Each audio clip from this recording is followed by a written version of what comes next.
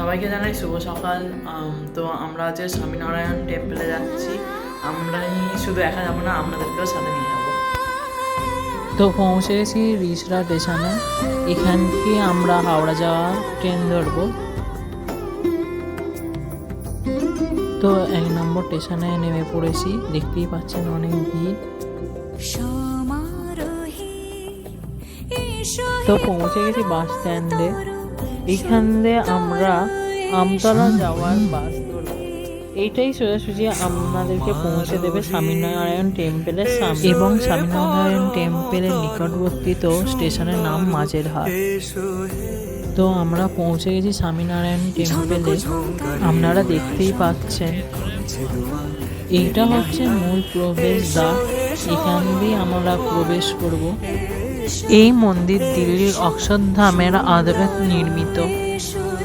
সুবিশাল এই মন্দির নির্মাণ হয় 2014 সালে। এই মন্দির চত্বর সকল দর্শনার্থীদের জন্য সকাল 8টা থেকে দুপুর 12টা এবং বিকেলবেলায় খোলা থাকে হচ্ছে 4টে থেকে রাত্রি 8টা অবধি। এর কিছু ডিটেলস আমি আপনাদেরকে স্ক্রিনে দিয়ে দিচ্ছি। এই মন্দিরে কিছু বিশেষত্বও রয়েছে, যেমন এই মন্দিরের সামনে আপনি কাউকে ভিক্ষা করতে দেখবেন না, এবং এই মন্দিরের ওপর দিয়ে কোনো পাখিও উড়ে যায় না, যেমন আপনারা জানেন উড়িষ্যার জগন্নাথ মন্দিরের মতো। সিঁদুরে সাজালো সিঁদুর